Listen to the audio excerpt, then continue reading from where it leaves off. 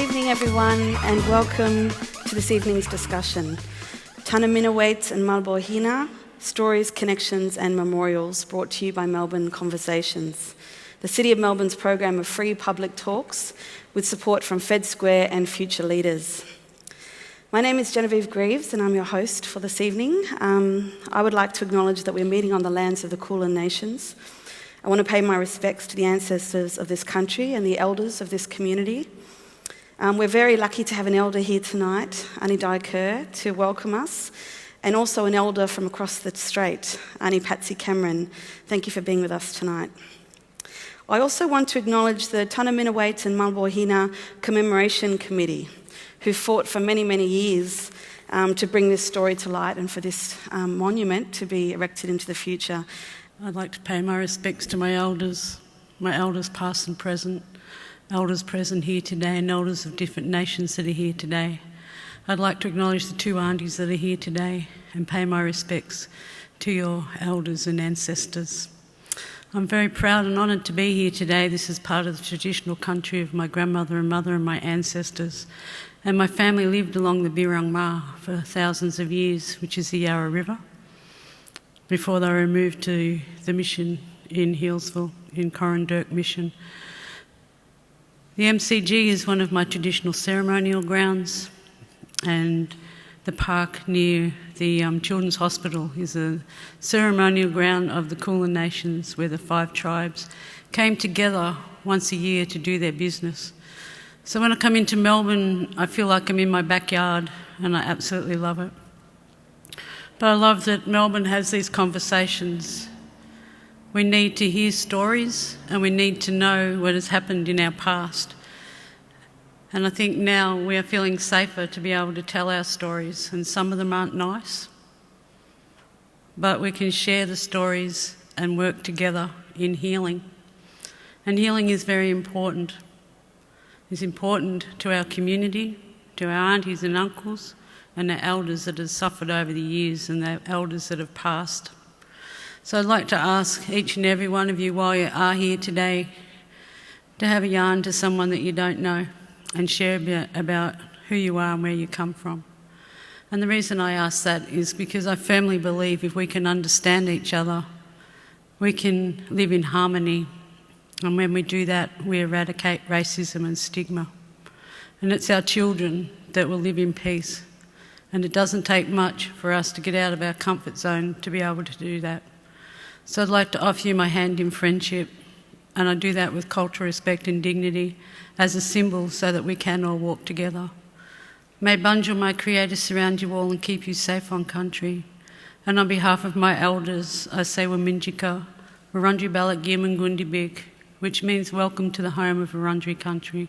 I wish to welcome you all from the tops of the trees to the roots in the ground, because when you look after this special place, it will look after you. Thank you.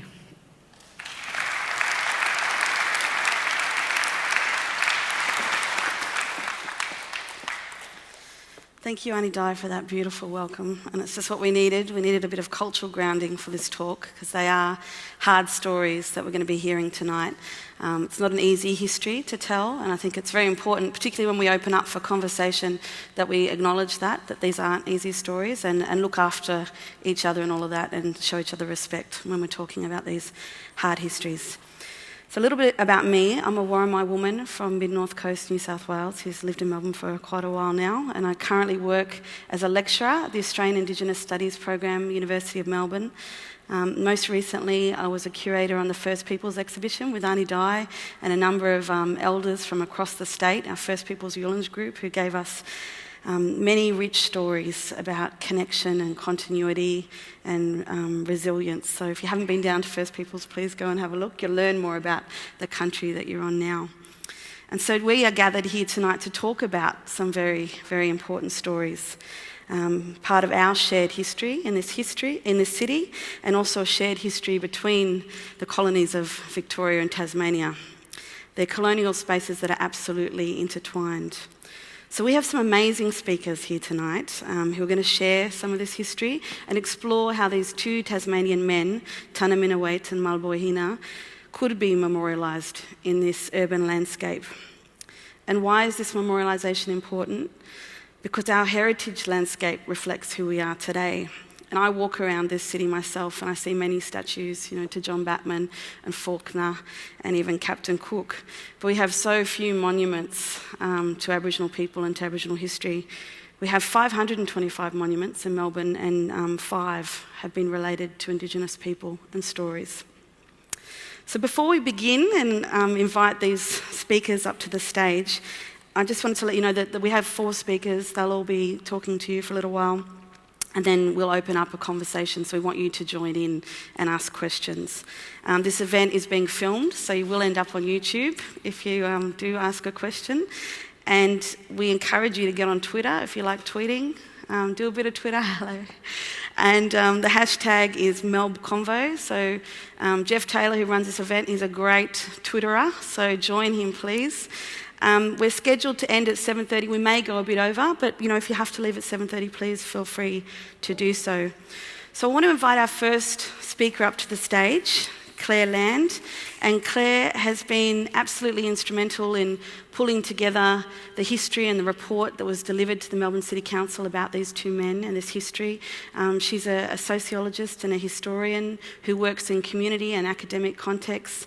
And it's a great pleasure to have her here. Please welcome Clare.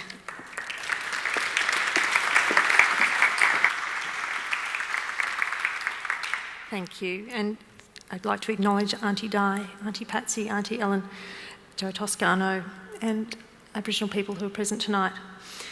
Historian Henry Reynolds draws attention to this quote from a letter to the editor of the Northern Tasmanian newspaper, the Launceston Advertiser, written in 1831. The correspondent could easily have been referring to the case of Tunnerminnerwait, Maulboyheenner, Truganini, Planobeena and Pitjorana, who were tried for murder 10 years later in Melbourne. Their deeds here on the outskirts of Melbourne resembled those employed by other Palawa, other Aboriginal people from Tasmania, in the 1820s and 30s. During a 6-week campaign, Tunnerminnerwait, Maulboyheenner, Truganini, Planobeena and Pitjorana are thought to have committed 2 murders, 4 other shootings resulting in serious injury, 7 armed robberies and several acts of arson. This ended in the dramatic public execution of the 2 men involved, Tunnerminnerwait and Maulboyheenner. The questions asked about their trial, even nowadays, are quite similar to those raised in that letter of 1831. Are they to be judged in the light of murderers or as prisoners of war? Have they been guilty of any crime under the laws of nations which is punishable by death, or have they only been carrying on a war in their way? The City of Melbourne's decision to support a major public monument that would refer to the resistance to the colonisation of Kulin Nation's lands is unprecedented and of national significance. But I note that others, in particular the Conservative radio commentator Neil Mitchell, were quick to criticise these plans based on the notion that Tunnerminnerwait and Maulboyheenner were terrorists. As you can see in this newspaper article, the band of 5 Palawa, including Tunnerminnerwait and Maulboyheenner, were often referred to as murderers. But put in the context of war, their actions invite a different understanding. The group of 5 that I'll talk a lot about tonight were members of a group of Aboriginal people brought to the Port Phillip district by George Augustus Robinson in 1839. At that time, Melbourne was only 3 or 4 years old. That said, there was a prior earlier settlement in 1802 that had been repelled by local resistance, inability to derive food from the environment, and poorly controlled soldiers. The story of the Palawa before and after their 3 years in Melbourne are better known than their time here. They include the Black Wars in Van Diemen's Land, the abduction of women from all these coastlines that are highlighted here. So women were taken from these coastlines by seal hunters to places like Kangaroo Island, and also the deathly Aboriginal establishment on Flinders Island, where Palawa were forced into exile.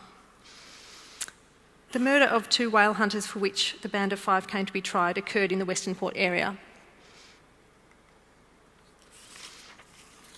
But there was a string of incidents, and this map shows the locations of the main attacks by the group in late 1841.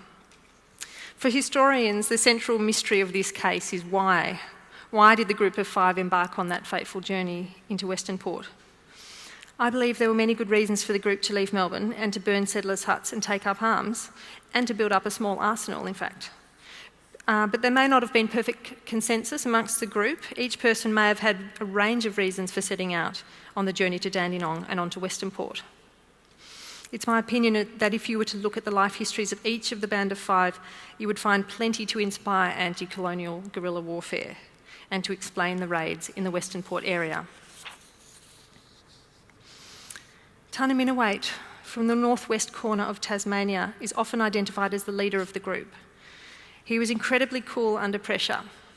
He had known a huge amount of violence against his own family, clan, nation and people. He had also witnessed the violence of the invasion in Port Phillip, now Victoria.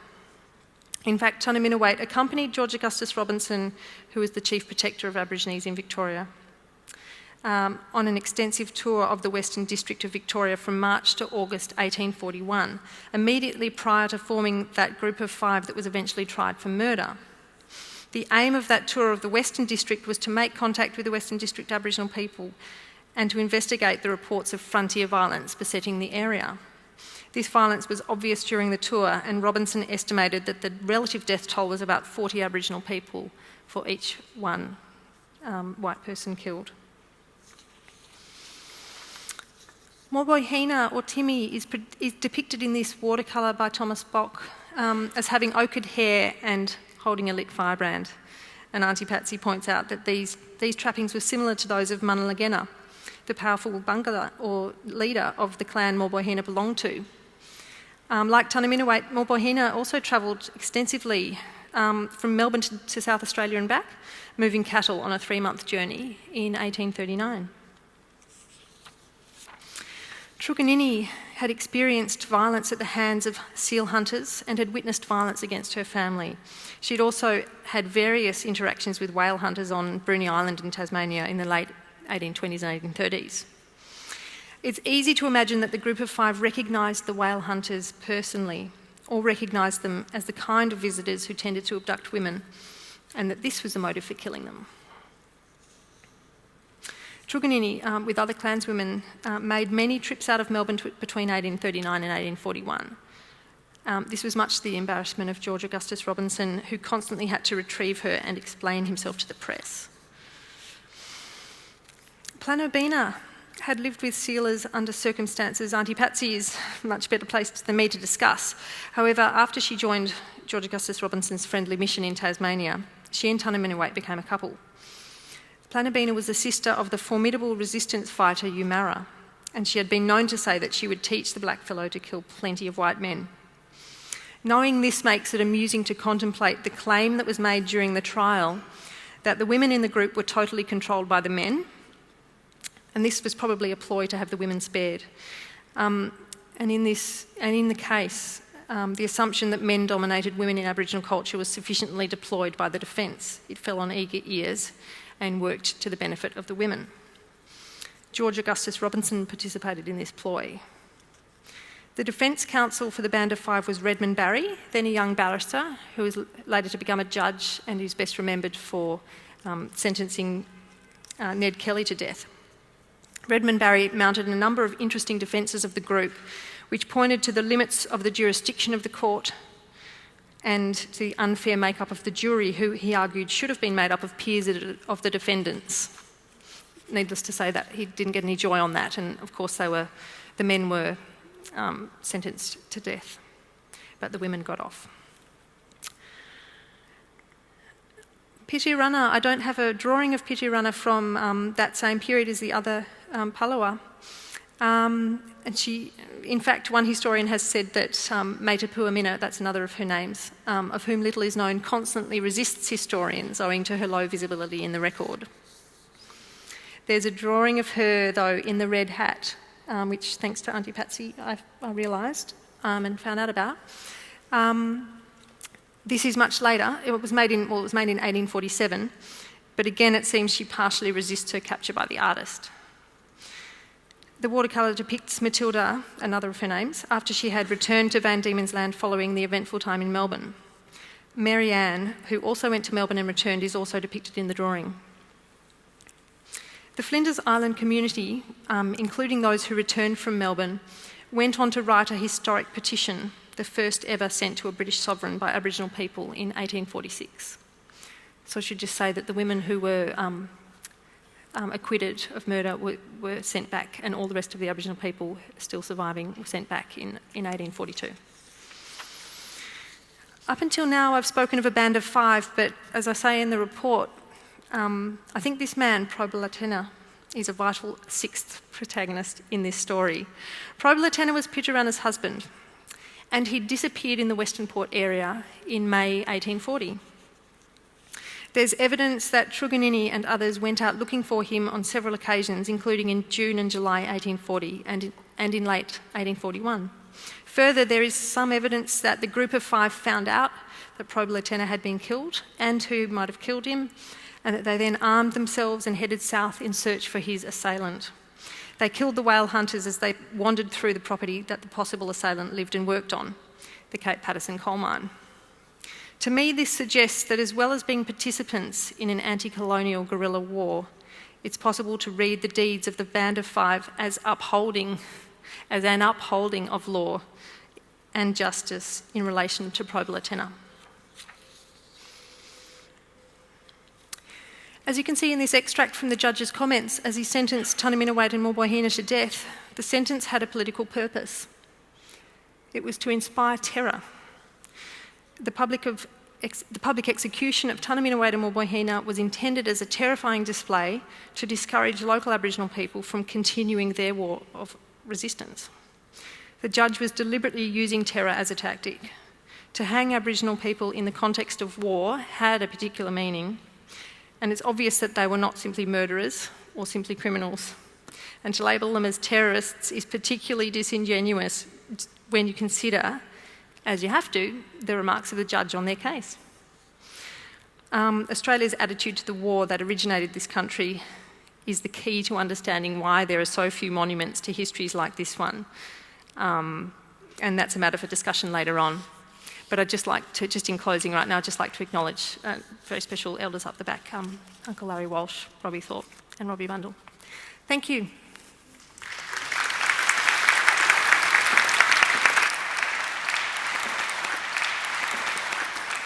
Thank you, Claire. And I'd like to also acknowledge the elders who've arrived. Thank you for coming.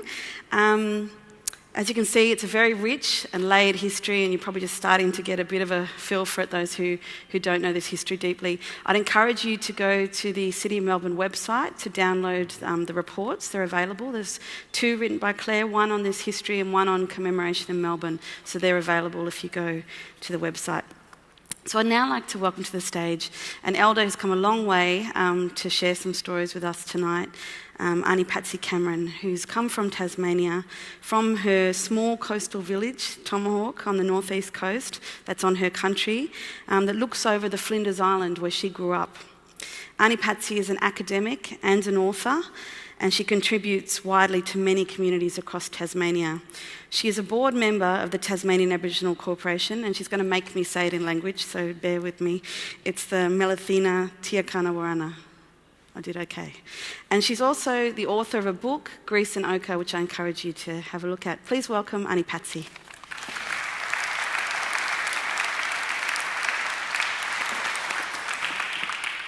Thank you so much for that wonderful introduction. Well, Aunty Di, thanks for your beautiful welcome to country, and I pay my deepest respects to the ancestors of this land, and I'm very privileged to be here on this visit to your country. As a Tasmanian Aboriginal researcher and author of our history, I have spent many years seeking out and piecing together my ancestors' stories from the colonial past.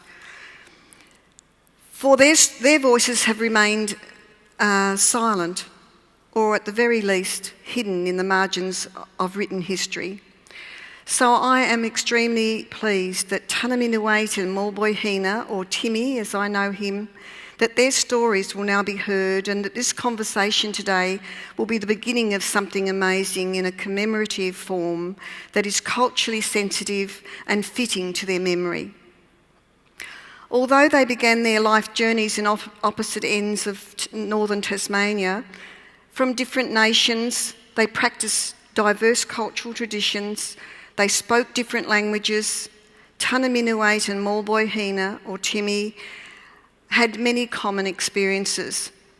From a young age growing up during the mid-1820s, they witnessed the impacts of a cruel colonial life world, including murder of family members, dispossession of homelands, experienced martial law, and death in exile. In 1830, they met and became close friends, and over the ensuing 13 years, walked alongside that man that's always portrayed with a funny muffin hat, George Augustus Robinson. They were two of his faithful guides, and they followed him on his agenda in Van Diemen's Land and Port Phillip. Their destiny was also to be together in death, as they paid the ultimate price of being Aboriginal men judged under colonial law at the end of a colonial hangman's rope. Tunnerminnerwait, also known as Peve, Jack of Cape Grim, and renamed Napoleon of all names by Robinson in 1836. Tunnerminnerwait's clan was the Maulboyheenner from Robins Island, and his nation country was the far northwestern tip of Tasmania.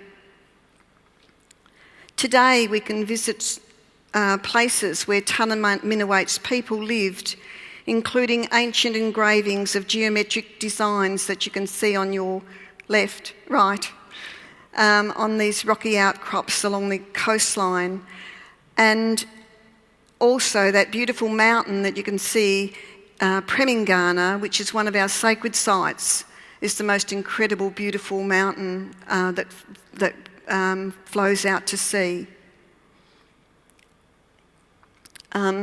Located beside those engravings, hut depressions on high mounds where traditional beehive-shaped huts once stood.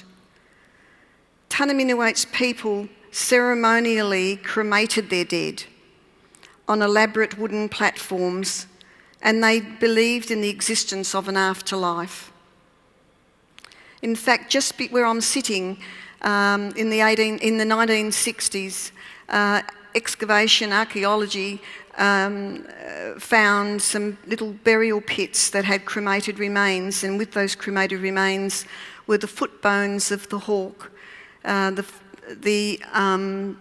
a broken shell necklace that were interred with the cremated remains of the dead, which tell us a lot about the belief in the afterlife. In the mid-1820s, large tracts of grassy hunting grounds were annexed by the Van Diemen's Land Company to run their sheep, and at Cape Grim in 1827, about 30 clanspeople were massacred and their bodies were thrown over the cliffs. The men who had committed these crimes had admitted to this massacre to Robinson in 1830 were never brought to account for these killings. Tunnerminnerwait's people called the Van Diemen's Land Company men Nauhamni, which means devils. Tunnerminnerwait was about 18 and had been seeking refuge for a week with a group of statesmen and their wives on Robben Island when George Augustus Robinson arrived at the campsite on the 20th of June 1830. Of course, Robinson made threats about the appropriate treatment of their wives to the statesmen, and the statesmen became concerned that Tunnerminnerwait's presence might bring trouble to their seasonal sealing camp. So they asked Robinson to take him with them into his care. Tunnerminnerwait joined Robinson's entourage of servants and Aboriginal guides on the 21st of June 1830 and left by boat for Launceston. Over the next 5 years, Tunnerminnerwait accompanied Robinson on the so-called friendly missions around Van Diemen's Land. According to Robinson's descriptions of Tunnerminnerwait, he was a joker, a good-natured young man of stout build, about 5'8" tall. The friendly missions ended in Hobart in late 1835, and all of them left on a boat for Flinders Island, where they sailed into exile at Maulboyheenner. Tunnerminnerwait was accompanied by his wife. Her other names were Jock, a nickname given by the Straitsman, Fanny, given to her by Robinson at Maulboyheenner, and Planobeena is the name she was called in Melbourne. The beautifully sketched paintings by convict artist Thomas Bock depicts Tunnerminnerwait as a young man with an infectious, happy face, a wide grin, exposing perfect teeth, long ochred hair, and holding objects to emphasise a warrior status. It is images such as these that stir up great emotion for me, and it makes my heart weep. Maulboyheenner, or Timmy. Maulboyheenner means small boy, also known as Robert by Robinson, who renamed all of the people who went to Maulboyheenner in 1836. He was about 15 years old and described by Robinson as being 5'9" tall, finely formed, muscular, shrewd and intelligent. Maulboyheenner was from the far northeastern tip of Tasmania, on the opposite side to where Tunnerminnerwait's country was. His father was a clan leader from George's Bay and would probably have followed in his father's footsteps if he had not been captured by a roving party as a boy. His warrior status is evident in the depictions by convict artist Thomas Bock. He is wearing his hair and beard long and dressed with grease and ochre, carrying a firebrand and a lance, and wearing a human jawbone wrapped in string around his neck. Similar to the northwest clans, Maulboyheenner's people believed in life after death, that their spirits went to the islands of the dead, and after a while they would jump up white and return to their own country. This is taken, you can see Flinders Island in the background there, and this is taken from Cape Barren Island. Beautiful scenery. There are many other significant places to visit in Maulboyheenner's country, like this one in the mountains with a sacred ceremonial place. From Maulboyheenner, Maulboyheenner accompanied Robinson on his expeditions around the islands between 1830 and 1835. He married Aunty, but she died from a virus brought to the island from Hobart Town by the crew members on the very boats that were to take Robinson's family to Port Phillip, and she died a few weeks before they left. So Timmy set out on that fateful journey with Robinson, and he'd just become a widower. The original number of 250 that were banished to Maulboyheenner between 1831 and 1835, only 80 clanspeople were alive in 1839.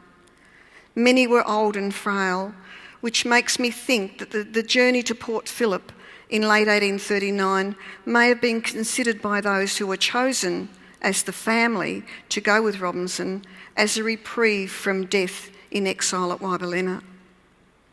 To conclude, I want you to cast your mind back to colonial times as I quote the Launceston Advertiser in 1838. Of the plan of sending them to Port Phillip would seem to us excellently enough devised if its objective were their extinction. Veil all those who perished in exile, and veil Tunnerminnerwait and Maulboyheenner. May their spirits find their homelands. Thank you.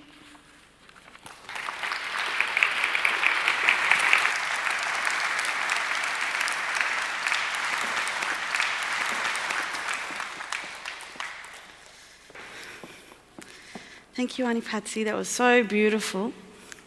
It was so beautiful, and I felt like I was there as well. That was such an amazing presentation. It's a great honour to have you come here, so thank you for coming so far and for sharing that with us.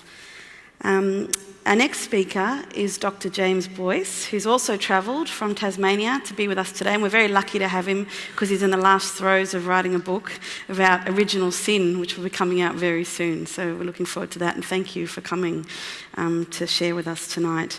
So he's a Tasmanian historian and writer who lives in Hobart, and he is the author of the award-winning 1835, The Founding of Melbourne, which is a fantastic book. He's also an honorary research associate at the University of Tasmania. Please welcome him to the stage.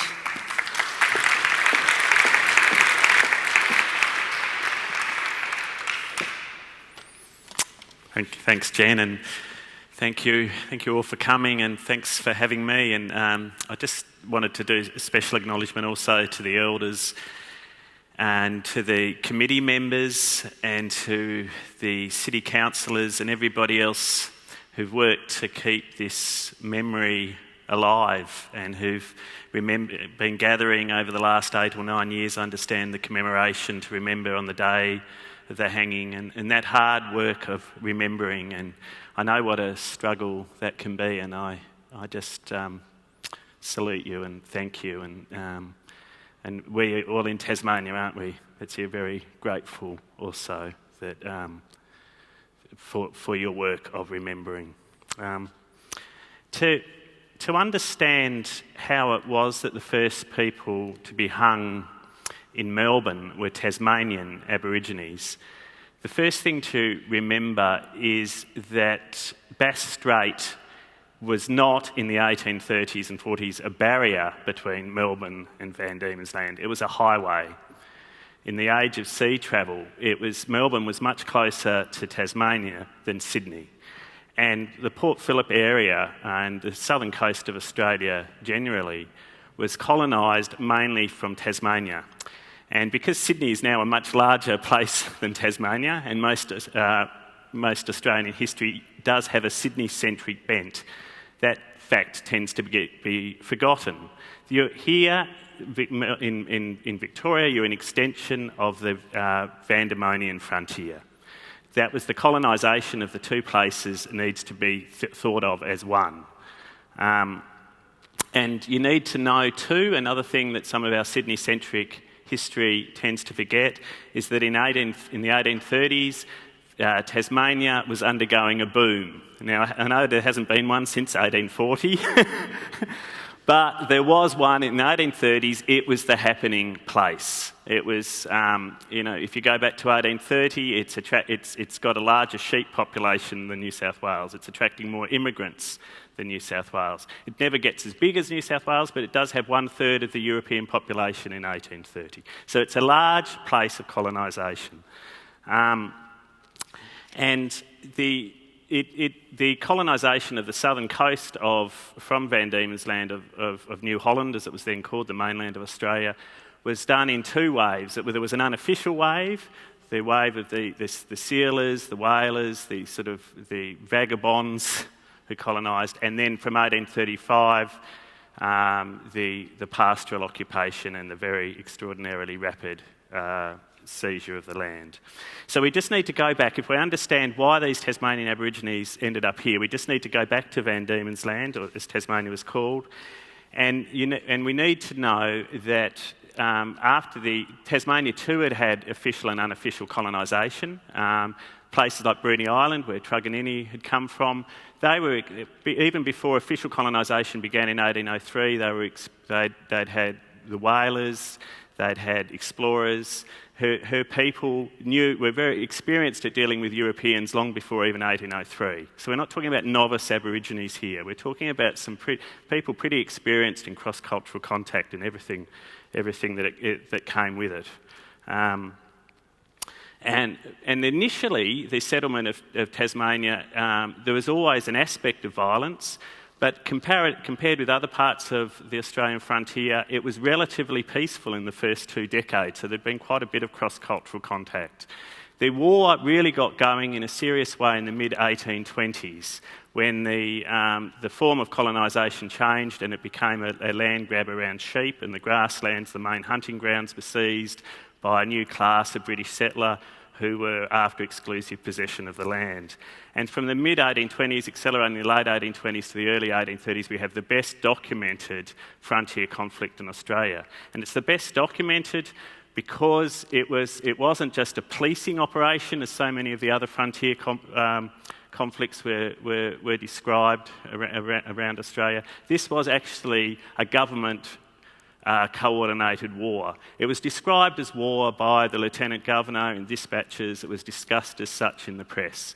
When the history wars erupted, there was a great, in Australia 10 years ago or so, for those of you who remember, with Keith Winchuttle's volume on Tasmania, pretending that historians had constructed these lies. I mean, the best rebuttal of Winchuttle, there was an irony in him choosing Tasmania, because it was very simple to quote people of the time. It's Lieutenant Governor Arthur who's talking about war. It's not, as Winchuttle pretends, invented by historians lefty historians in the 1970s or 80s. And so it's a very well documented conflict, unusually so. I mean, of course, there's plenty of violence beyond the frontier, but that isn't documented, but less so than in other theatres of fighting. But at the same time that fighting was going on, the colonial government was also pursuing negotiation with the Aborigines. And there were a number of conciliation, as they used to call it, attempts. These days we really only remember the one with George Augustus Robinson, because that was the one that had the biggest impact, and it was very well documented through his diary and in reports. But John Batman also led one, for example. But the Robinson one was the critical one. Now, with Robinson, he's often sort of described as a sort of Christian missionary guy, whatever. There's all these judgments about his character. In Tasmania, we need to think of him as an emissary of the colonial governor. He was the governor's ambassador. He was reported directly to the colonial governor. So when he's travelling around Tasmania between 1829 and 1834, he's doing it on behalf of the governor. He's reporting directly to the governor, not to some mission society or something like that. The other thing we need to understand, if we don't understand about these 5 Aborigines on trial in Port Phillip, is that those 5 expeditions that Robinson led in Tasmania between 1829 and 34 were all very different from each other. Now, 3 of the Aborigines, including 2 that the 2 that end up on the scaffold, joined Robinson in that first expedition, when he sets off at the beginning of 1830 from Bruny Island, and he travels all the way up the west coast. And it's an extraordinary journey of cultural and geographic discovery from a European Tasmanian perspective. He spends 9 months walking up, and he's with, as Aunty Patsy was saying, with a group of Aboriginal people. It's the Aboriginal people arranging meetings with other Aboriginal people. Robinson at this stage is really just an observer. And in this first 9-month voyage, there were no Aborigines removed by Robinson, there's very little deceit, and there's no violence. This is where the term friendly mission comes from. It really comes from that first expedition. So this is where the relationships are formed with Robinson in a time of relative trust. But by the time he gets that ends, and before the beginning of the second one, we have the bounty schemes come in Tasmania, where the colonial government is paying a reward for every captured Aborigine.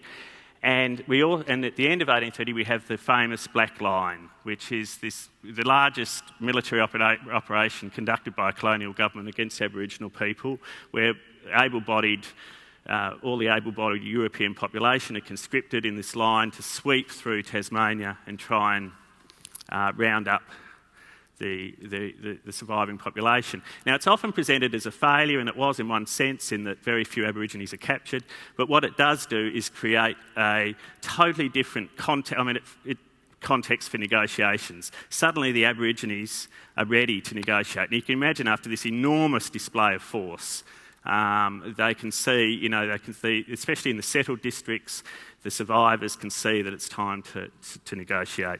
And so this group that are with Robinson they decide to, they're making political choices here amongst them. They're making their political decisions about the size of the white force, what their options are. So many of them are dead already. They're being harassed. They're being chased constantly. There's martial laws being declared across the whole island by this point, not just in settled districts. So white people have a legal immunity to kill. The island is in the grips of terror. And so it's in this context that in the January of 1831 there's a deal struck. January of 1832 there's a deal struck, and between the Aborigines and it's still in the settled districts, and they walk in with the Aborigines who are with Robinson. I mean, it's negotiated amongst the Aboriginal people, and Robinson then they go. Their terms is they want to meet with the British governor. They walk into Hobart as free men and women.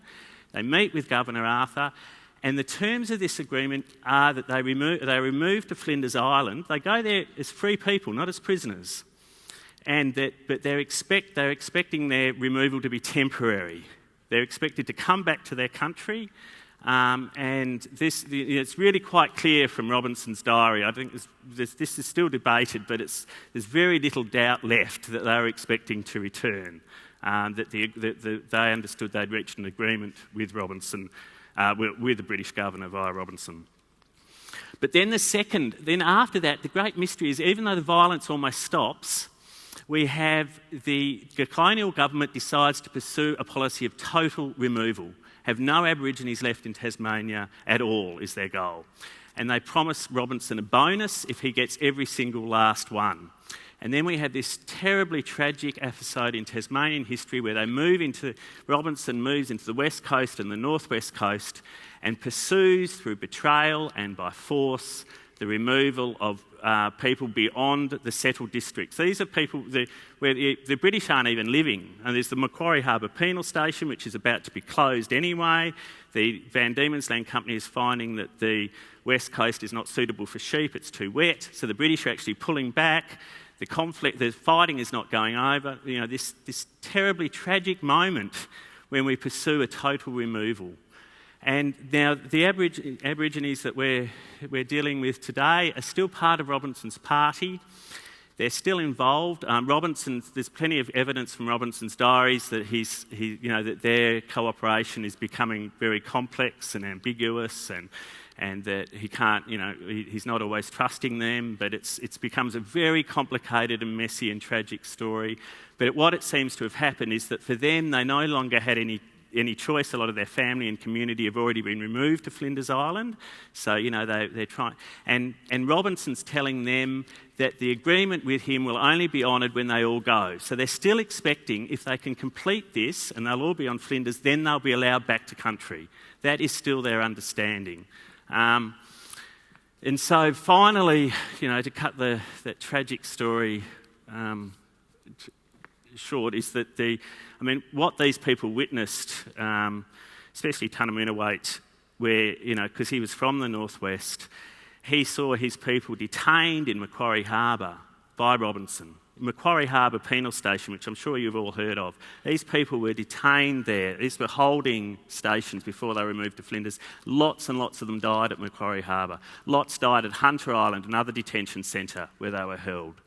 And the deceit that Robinson practiced, both on the Aborigines that were with him and also on those he removed, is in his own diary. It's not a construction of white historians at this episode. It's very different from that journey in 1830.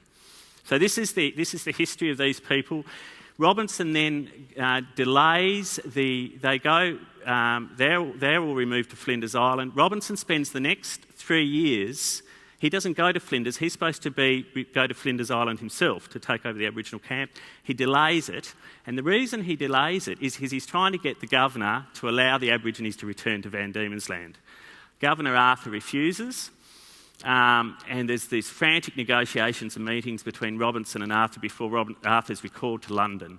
Now, Arthur is recalled, and that's where the other part of the story, he's back in London, and that's where he pursues, under Robinson's suggestion, they both pursued the idea that southern Australia would be settled in a different way from Tasmania, would have an Aboriginal protector, and that would be Robinson. And Robinson then comes up with the idea, well, why don't we, if we can't remove the Aborigines back to Van Diemen's Land because the settlers won't have it, let's remove them to New Holland. And it's good for his career.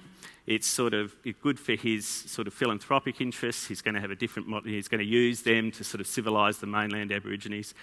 But it's also a way of partially honouring his agreement with them, that they wouldn't, Flinders Island wouldn't just become a death camp and they would all end there. And because there's a change of government in London with, a supposedly humanitarian government comes into power under Lord Melbourne, the House of Commons Select Committee recommends that the protector system, and Robinson becomes the chief protector of Aborigines. He tries to get the New South Wales government, because this is formally under the administration of New South Wales, to agree to all the Van Diemen's Land Aborigines coming across with him. But the New South Wales government won't have it. Van Diemen's Land Aborigines are notorious warriors. They think they're not going to have them coming into their turf. And so they allow him to take what they said is his family group, and he exploits that to the full. And he brings across those Aborigines who've been his closest partners on the expeditions. So the ones he's really struck personal agreements with. And they come across, but of course, in terms of doing any protection work, it's far too late, because the other part of the story that we haven't got a lot of time to discuss today, but I hope you all learn about, because it's the colonisation of Victoria is not just another story like what happens in the rest of Empire, it's just the British doing it again. Well, sort of, it is the British doing it again, but it's also pretty unique what happened here. Up until 1835, there had been some regulations and restrictions around white settlement where Europeans could go in Australia, and that was the same in most of the British Empire, that even though those borders and boundaries and limits were violated all the time, they did at least exist, and then they were violated. The story of the American Indians that you're probably familiar with. But after the illegal colonisation of Port Phillip by Batman and Faulkner and the others from Tasmania in 1835, where they crossed the state illegally under British law, they were trespassers under British law. There was no legal ambiguity about that. It was a big, bold gamble. They succeeded in achieving a reversal of British government land policy, which basically allowed you to go wherever you liked, if you could get a pastoral, pay your £10 and get your pastoral licence, which wasn't over a particular piece of country, it was a licence to occupy Crown land, which could be anywhere. And that's where we have this great land rush. Richard Broome describes it as the fastest land occupation in the history of empires, not just of the British Empire. So that's the scene that Robinson then comes into with these Aboriginal people. He comes into this phenomenally fast land rush, and that's what they witness and that's what they experience. And as someone referred to before, Tunnerminnerwait actually goes into the Western... Robinson delays going into the Western District, which was the scene of some of the most brutal and exclusive land claims, until 1841. That's his first visit. Latrobe has to push him in because he knows there's nothing much he can do. But when they come back after having witnessed that, and what they'd witnessed in Port Phillip, these people had tried 11 years of dealing with white folk. They'd done 11 years of politics, 11 years of negotiation, 11 years of trying to find some alternative to direct war.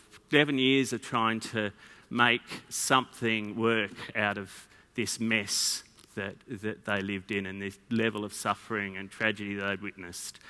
And whatever mystery there is around their motive, we surely can understand that for them, they'd come to the point where they knew that war was no more dangerous than peace. Thank you.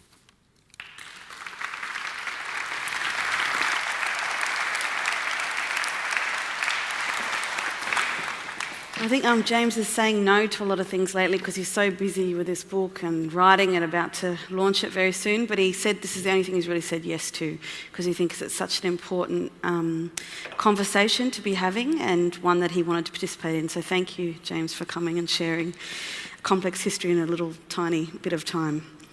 So our next speaker is on a bit of a different path. It's Norbert Loeffler, and he's an academic and he teaches at VCA and RMIT, where he lectures in critical and theoretical studies and art in public spaces. So he's really an expert in memorials and memorialisation, and he travels around the world regularly, seeing the latest monuments and memorials, and has a very good, broad and sort of deep understanding of memorialisation. So it'd be great to hear from him to add another sort of arena into the conversation. So welcome him with me, please. Thanks.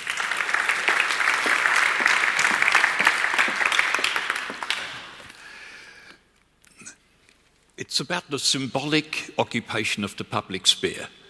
Whosever symbols occupy a public sphere, to a large degree, define our history. And here in Australia, of course, the major symbolic forms that you see around you are probably McDonald's arches, if you want true Australian history. Or think of the Commonwealth Bank sign, or Kentucky Chicken sign, and so on.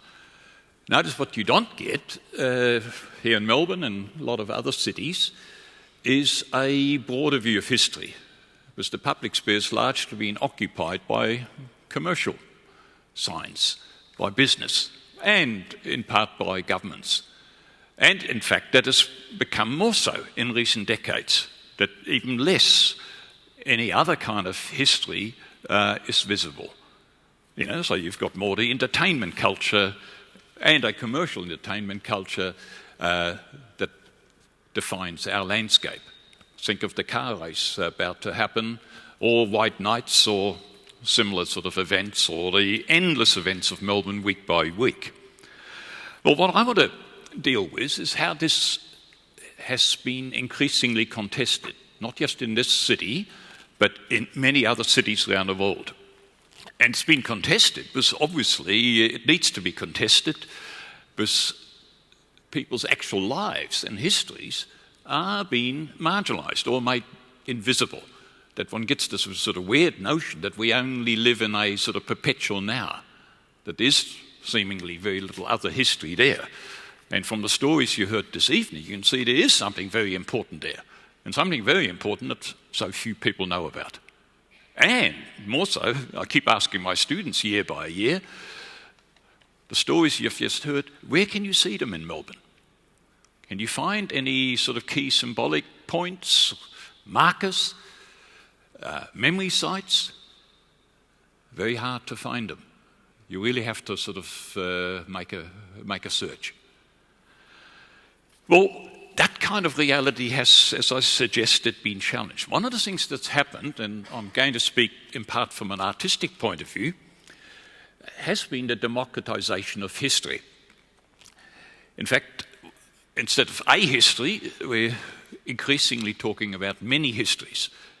The many histories that make up the public sphere. Now, public is sort of an abstraction. Public really means many different kinds of people that happen to be in particular places. So it is many different histories that certainly in the past have been ignored. So I'm talking about the emergence and the challenge thrown out by forms of memory bound up with so-called minorities, people who had been excluded, marginalised, for whom rehabilitating their past is a way of reaffirming their identity.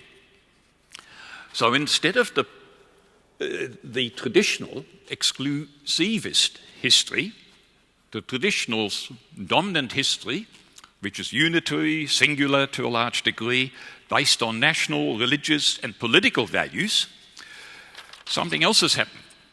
And that is the challenge of a pluralistic, inclusive history and memorial culture. If you go back to the traditional memory sites, they usually remind us of what we already know. Dominant history, the history we have been taught, the history that has largely been visible for a long time. We know it, and it's kind of there. But it's also a history that in recent decades, all over the world, has become increasingly remote. That history is monumental, nationalistic, patriotic, and it's singular to a large degree. And the symbolic forms, you have to say, are kind of hackneyed. You know, they use sort of old sort of historical forms, if you like, think of the sculptural markers or the figurative forms, heroic, sword waving. Very often you can't tell whether they actually promote war or they're actually about remembrance.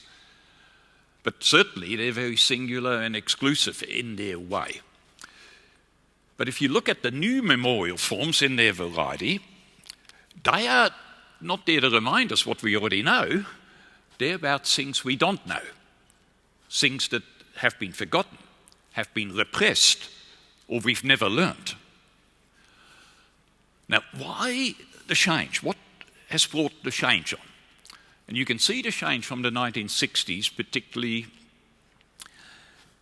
Well, the reason for it is in a world of rapid change, there's less and less continuity and less permanence. This has shattered the linearity and unity of traditional history, which is bound up in the present and the future, relating to the past. And traditional history, of course, was also related to the nation state. It was largely a history of nationalism. Well, the new technology, globalism, which transcends borders, which is all about continuous change, has shattered that kind of history. It's also created a kind of new citizenship, something called flexible citizenship, where the citizenship is multiple, hybrid. It extends across the world. As you can see in a city like Melbourne, and as you can see the interaction between different people, ethnic groups across the globe. And as an immigrant country, we ourselves can see that richly here in Australia. So what's come from that is that in many places, ethnic groups, social groups, sexual groups, religious groups or minorities are all demanding their recognition.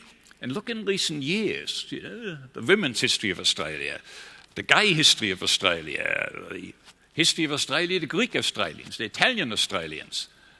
Notice the kind of festivals around Melbourne and the suburbs or even in the city centre here that is about recognising the particular people and their place in the scheme of things in our history and their presence now.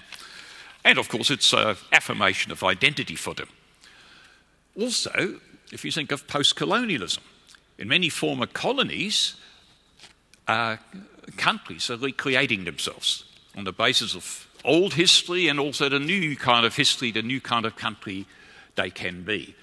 But also, of course, that brings to the fore old antagonisms. If you think of a place like Sri Lanka and the Tamils, or if you think of Uganda and the Indians, or if you think of China and Tibet, the way sort of new antagonisms have come in the post-colonial age. Well, all of this has been accompanied by a new kind of art, a new kind of public artistic culture that has created memory sites like we've never seen before. And the memory sites are largely connected to the shadow side of history, not the bright history that we know about. The shadow side of history that involves the victims of history, involves the people who carried the burden of history, destruction, injustice, slavery, war, and so on. So what we get in this kind of memorial culture is definitely not monuments. The monumental is about the great, the grand, the national, the great nation, and so on. What we get is what has been called counter-monuments. Something against the monument, against the monumental. And it is obviously a kind of memorial culture devoted to the various peoples of the world. Now, I want to show you, well, we've got it up there also, and I have to confess and apologise, I forgot to put the names on it, but we're only dealing with 3-4 names, so I'll spell them for you. The work here is probably the mother of them all. Certainly the key work that has inspired many other works. It was launched in 1982. It's the Vietnam Veterans Memorial in Washington, on the Great Mall of Washington. And it was created by Maya Lin, M-A-Y-A-L-I-N, Maya Lin. What happened, of course, the very divisive Vietnam War and the end of the Vietnam War led to veterans who survived the war wanting a memorial, because they felt they had not in any way sort of been honoured after they came back from Vietnam. But they did not want something heroic, particularly given the disaster of the Vietnam War. They wanted something healing. And they got together and actually managed to sort of convince the government in Washington to allow a new memorial to be created on the Mall.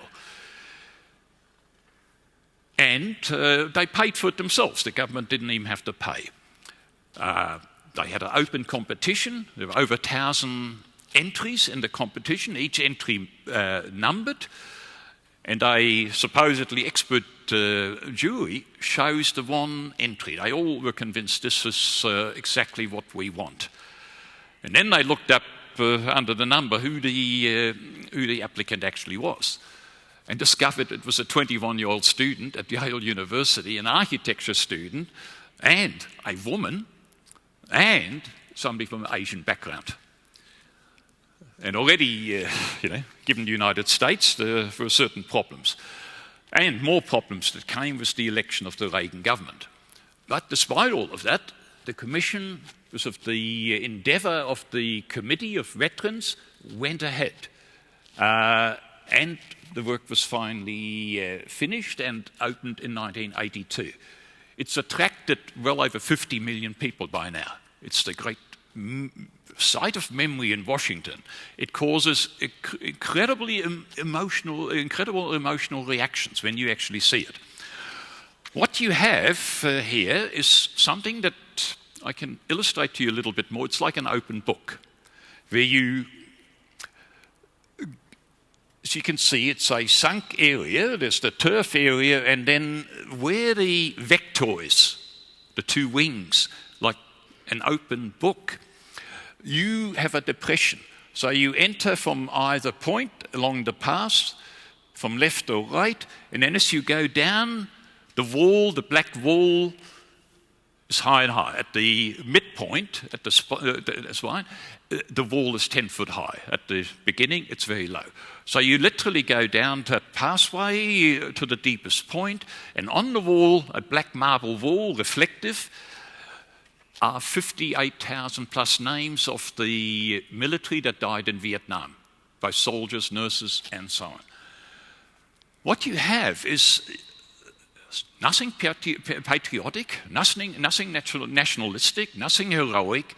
It is something fairly austere, minimal, and at the same time something that causes a kind of reaction that people want to get close to. They touch the wall, they leave mementos in front of the wall, they do rubbings.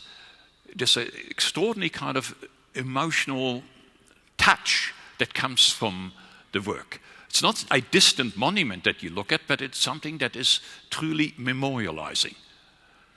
Now, that's one kind of example of what can be done. I'll give you another example here very quickly. I realise the time factor. This is called the Square of the Invisible Monument. And what happened here, it's in Saarbrücke in Germany, in the west of Germany. It was done about 20 years ago by an artist called Jochen Goetz, Jochen Gerz. He and 8 of his students from the local art school. What they realized, the local area had never really acknowledged the destruction of Jewish life in the area and the destruction of similar life all over Germany, of course. And they decided to do something about it. What they did over a period of months, in the middle of the night, they lifted cobblestones that you see in front of you and took them away. They temporarily replaced them with other cobblestones and then put the original cobblestones back. And what they did to each of the cobblestones they took out, they marked in this way with the name of a Jewish cemetery. One of the 2,146 Jewish cemeteries that were destroyed by the Nazis. They put them back, but face down. It took months, and eventually, when they finished it all, they informed the public. And of course, the local authorities went ape. How can you do that? You're desecrating, the public sphere. And the answer was, of course, you can't see it. They're all face down. Now, the point is, as you walk across that square, you know those markers are below your feet. You don't know exactly where they are, whether the particular cobblestone is marked or not, but 2,146 of those cobblestones are marked. Now, the point about it all, here you have the presence of absence. Something present and simultaneously absent. The loss of lives, the destruction of cultures that obviously happened, that you can't put back, they're gone, missing, you can't correct it, but you can take responsibility for it, you can acknowledge it. And can you see here, there's a sort of intensive engagement that forces you to remember. You have to get involved in memory making. You don't give them a memory, you've got to become involved with it. That the presence of absence actually is the beginning of sinking, remembering. That here happens in this kind of work. Now, look, forgive me, I'll just show you one other quick thing. But this goes closer to the occasion tonight. It's, of course, the famous work by Fiona Foley that was created in 1997 for the 30th anniversary of the 67 referendum, and for 2 months it was in front of the Melbourne Town Hall. And, of course, it relates to the legend of John Batman buying the, much of the land of Melbourne, something that never happened, as we know. And, of course, on these 7 stones that she put up there, on each stone there's blankets, knives and so on, those supposed things that he gave them for all the land of Melbourne. Of course, what you're looking at is really a kind of stele or marker or like a tombstone. And they were in front of the Melbourne Town Hall, and of course what you had now suddenly was the conflict between 2 histories. The one history that we really know and hardly gets acknowledged, and the other history is our great colonial history in the symbolic form of the Melbourne Town Hall. And can you see, by creating a second history or even a third or fourth history, here you're confronting our real history. You're bringing to light our history, which is a history of conflict. And a history that needs to be acknowledged as a history of conflict, that one needs, if one has markers like this, to agree to the conflict, because the conflict is the thing that brings a different consciousness into play. Now, what I'm suggesting is this is the kind of thing that can be done. This is the kind of model for the sort of possibilities that may follow this and hopefully will follow this evening. Thank you.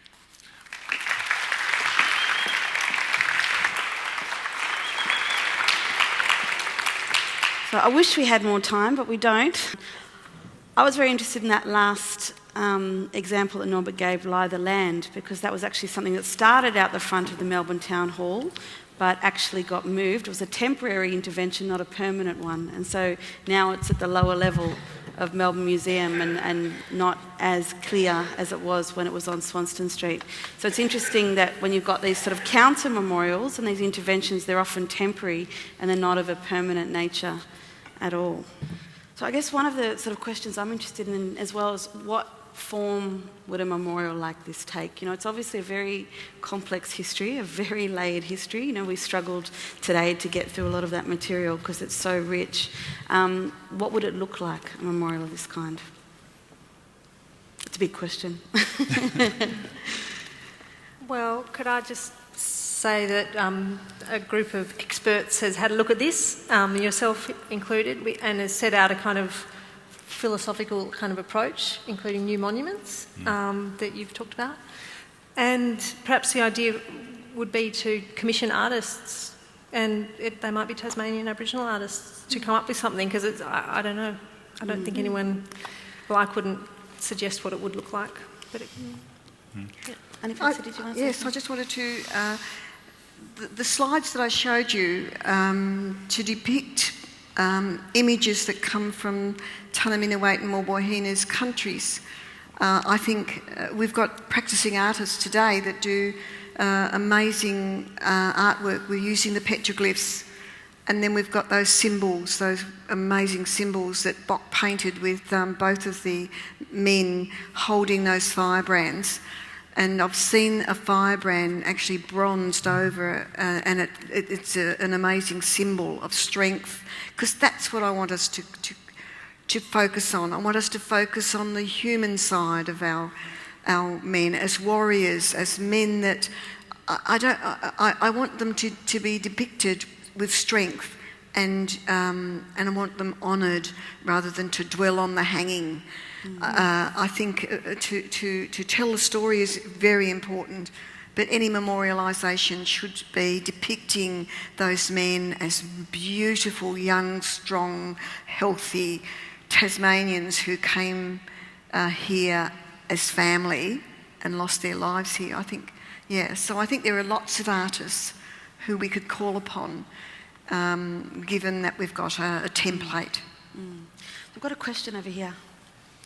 Yes, my question's about the form that the memorial might take, because in the kind of publicity so far that I've seen, it seems to focus on the fact that it's about the first two men to be hanged in Victoria, and it was a pretty horrible public spectacle with all the, colonials coming out to watch this gory spectacle.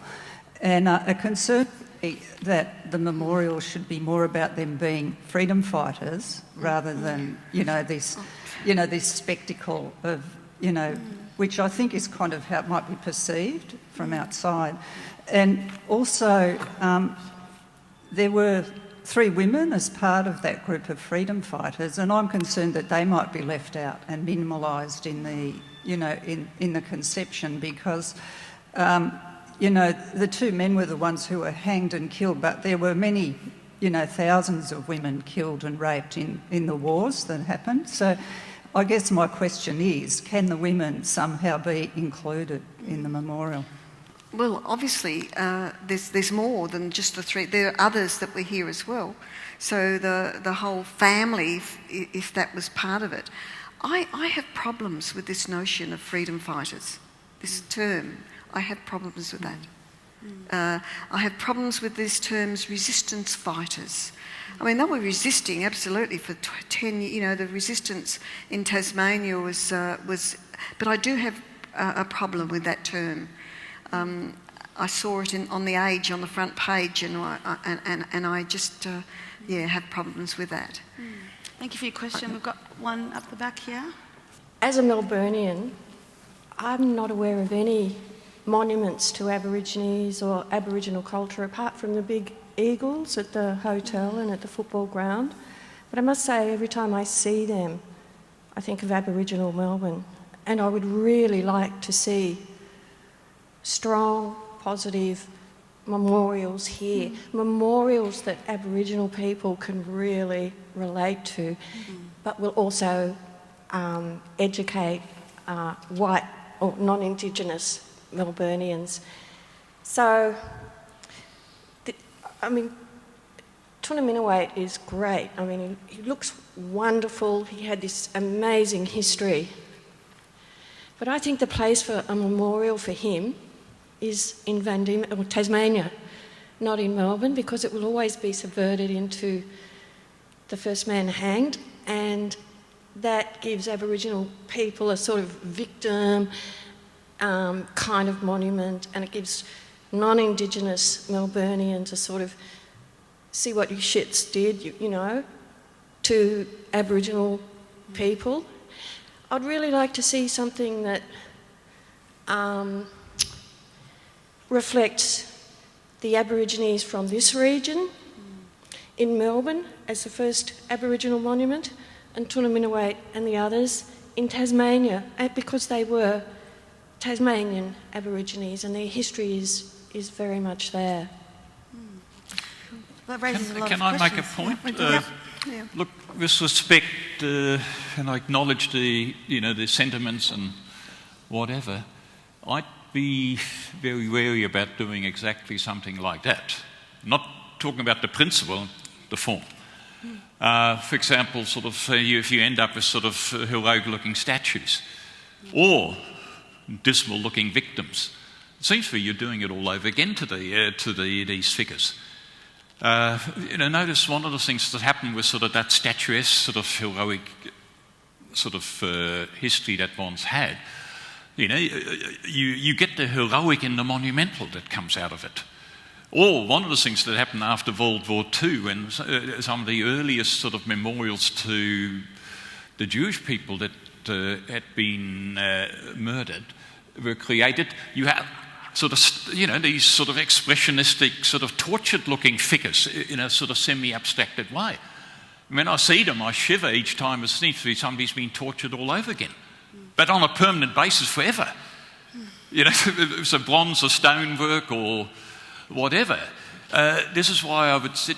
Maybe one should get to the principle and what the principle is and what we're trying to remember and what that means now and for us in the future. And it seems to me what it means for us now, that we acknowledge this history. It's important. It's a ghastly history that we should recognise. And we should recognise because that history is still alive today. If you look at the discriminations and the inequalities in this country, in this society. And what one wants from it is a recognition that this happened and a sense of responsibility that will create something, a consciousness that will improve upon that and go on from that point. Thank you, Norbert. I think we've got a question over here, Uncle Larry. Not so much a question, but an idea that I agree we should use some of the Tasmanian symbology to express these people. And in a way, I think it's important because it was the change that happened to us too. By George Augustus Robinson bringing them over, he was bringing them over to try and help create our end. Like he was trying to create a deal over in Tasmania, he was trying to create a deal here. So I agree, it should actually express who these people were. And a Melbourne monument needs to be done later about the Melbourne people and their related clans, because I feel that they were used and they wanted to go home but they couldn't. Yep. And we should honour that. Yep. More than anything, not just about their death, but the honour that the reason they wanted was they wanted to go home. And let's acknowledge that. And even if it was so-called because they fought and resisted, I'm not into that neither. But the fact is, here was 5 people, 2 died here wanting to go home. And that's the important thing. It's not about whether we go, should we do something sad about them? No, remember their dignity and their spirit. And yes, even if we do have to later have a Melbourne monument to the clans and the meetings that happened in Melbourne, that will come as another time, I think. This is more important. It was the change that happened to Melbourne because of George Augustus Robinson. And these were the symbols of people who just wanted to go home, but because of it, they suffered. So it's about their spirit, eh? Yeah. Thank you. So I disagree with the idea of it being about Melbourne. It should be done in Tassie. It should be Melbourne. It should be about them. It should be about people wanting to go home, no other way of getting home, but try and get home, resist what they thought was wrong, try and do their traditional laws, like we tried, we failed, and George brought that around. Yep. I actually think they should have a monument to George Augustus saying the killer of Aborigines. But then, again, I'm not into having sad symbols. I like to celebrate the spirit of survival. Yeah. And that, for me, your idea of bringing some of your symbols over as part of the monument is good. Thank you. Thank you, Uncle Larry. I wanted to just invite Dr. Joseph Toscano to say a few remarks as well. The Tunnerminnerwait and Maulboyheenner Commemoration Committee was established in 2006. It was a specifically political decision by hardened, radical activists to set up this committee. You wouldn't be here if we hadn't set up the committee in 2006 and commenced these celebrations. And every word we have used over the last 8 to 9 years highlights the political nature of what happened to these men and women who were brought across to civilise the Victorian blacks. The committee has 4 aims, and they're very simple. To hold a yearly commemoration on the 20th of January at the site the execution took place. To acknowledge the injustice of what happened in January 1842. To highlight the unfinished business that still exists between Indigenous and non-Indigenous Australians, and to work towards the establishment of a significant public monument to publicly acknowledge what happened on that fateful day. So it's been a political campaign by hardened political activists. Oldest member is 92, the youngest is 62. We've got over 350 years of political activism. And these are hardened men and women who've been involved in every type of campaign. Because we need to remember that this concept of contested history is a construct. Now, in 2014, if people believe the earth is flat, it doesn't deny the scientific evidence which proves the earth is round. After the Mabo High Court decision in 1992, on the 3rd of June 1992, conservative and reactionary forces in this country began a sustained attack on the concept that this country had a black history, that this country was founded on murder, rape and theft, because what the Mabo High Court decision highlighted, that the concept of terra nullius, via which the occupation of this land had been justified for so long, was a legal myth, and that Indigenous Australians had rights to land in law because of their prior occupation of this land. So what do you do to avoid compensation, to avoid signing treaties, to avoid entering negotiations with the hundreds of tribal groups that were on this land? You deny the reality of the colonisation process. And the committee was established in 2006 as a reaction to the lies, deceits, half-truths which emanated from the Australian Murdoch's rag in this country. It's a specific political ploy to deny this country's beginning. That's why a significant public monument, not a modest public monument as Mr Doyle wants, but a significant public monument is important.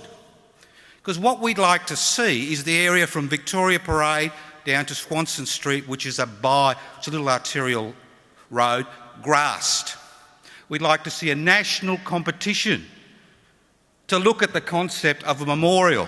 We're not talking about, statues holding spears, but a place you can be proud to take your family and your friends. A place of real conversation, where the concepts of reconciliation have life. And the idea of what this committee has done is a template which can be used across the country, because we use the slogan, lest we forget, for one very good reason. In every town, in every village, in every suburb in this country are monuments to men and women who made the ultimate sacrifice fighting other people's wars in other countries, while there are no monuments to the men and women who paid the ultimate price on this, on this continent. So this is a radical campaign, and I'm telling you, it is not finished, because although the council has unanimously agreed to have some type of marker or monument, it's not till April that a decision is made on the resources which are allocated. And so I encourage you to email or write or telephone your local councillors, because there are people in our society in Melbourne today who don't want to see a monument, and there are people today who want to see a plaque. What we want to see is something significant which rivals Captain Cook's cottage in this city.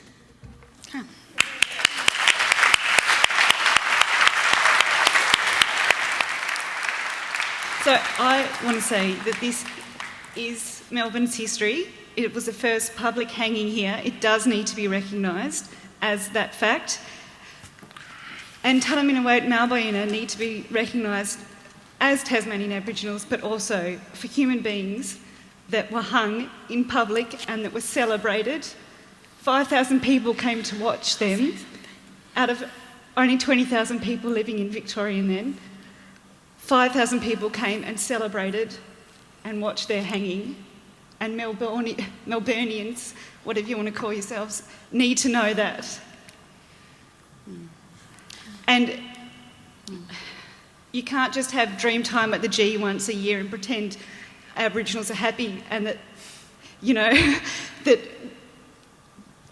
we still hurt. My ancestors are Tasmanian Aboriginals, and I might look white, but it's still in my blood and it still hurts. And there is still racism today. People think they can get away with racist comments in front of me because they don't think I'm Aboriginal. And we do need a monument here. And if it's not here, how else are people going to know about it?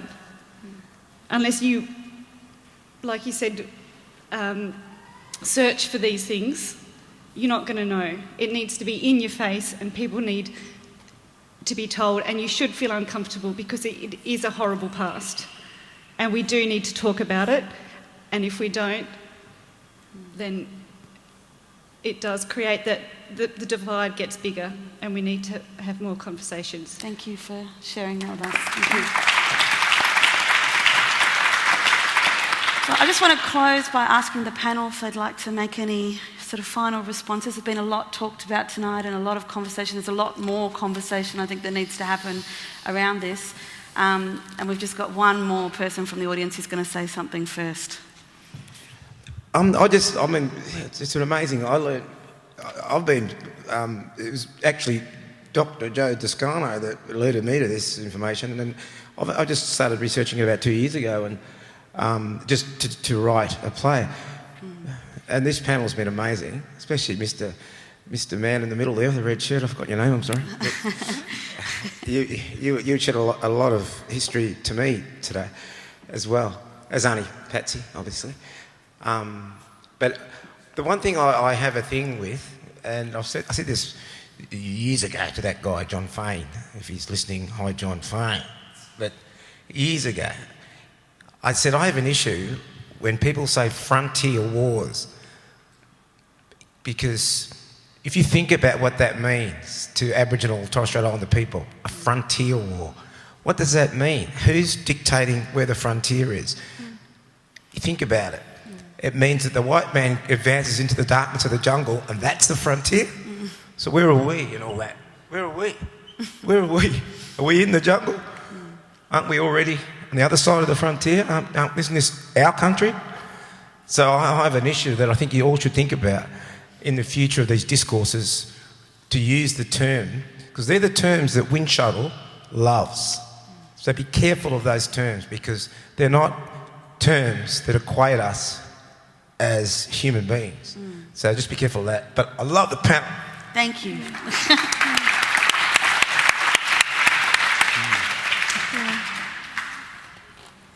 I just want to emphasise the need for us to be sensitive and culturally appropriate in anything that we do to memorialise this, our two and other members of Tunnerminnerwait and Maulboyheenner. I just want you to remember too that when we're talking about Victoria and Tasmania, remember that most of the Victorians that arrived here at Port Phillip came from Tasmania.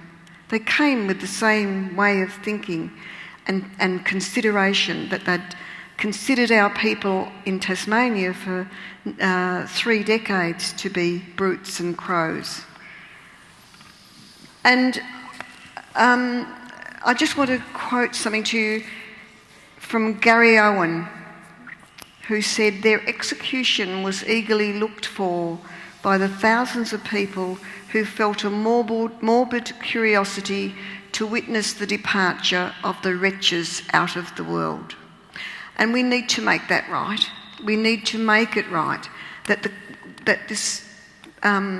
the people of the colonial times and what they committed and how they treated Aboriginal people in Tasmania, Victoria and elsewhere, we need to make it right, and we can do it by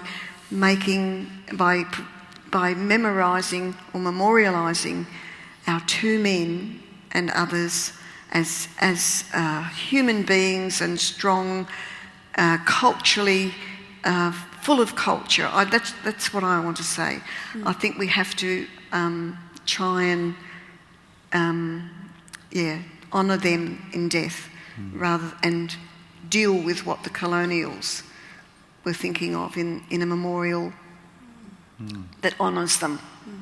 And this is really the beginning of the conversation, isn't it, in terms of what that memorial looked like? So there's lots more to be done in that area. Did you want to say something else, James?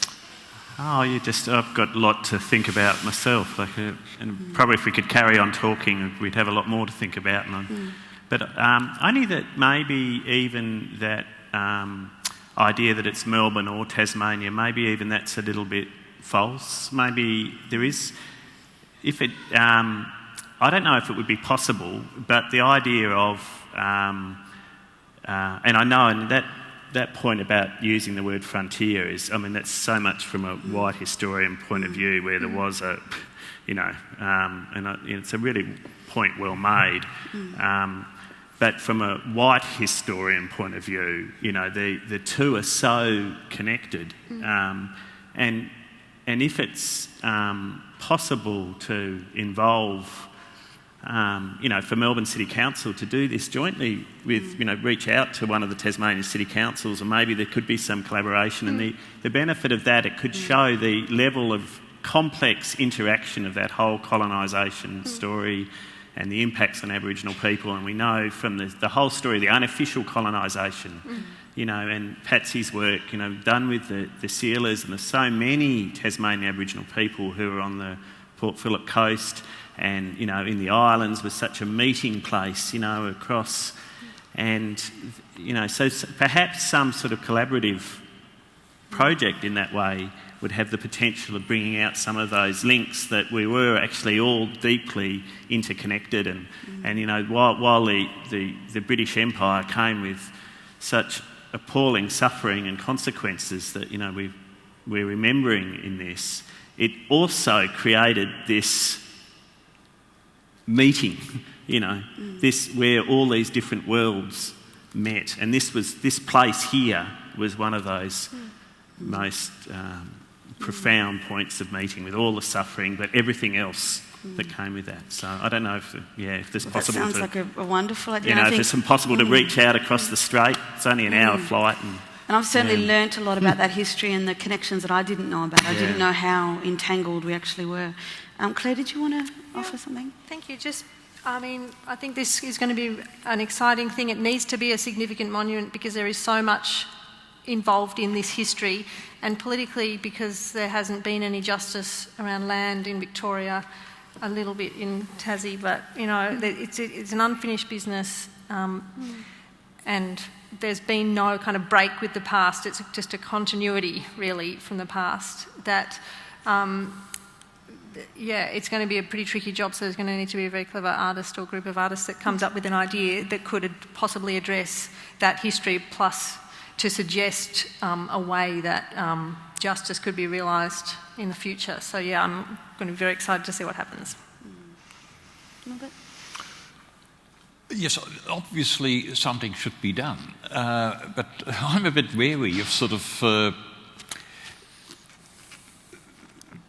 in a sense, making this kind of history visible and then sort of packaging particular historical identities in a European statuesque form.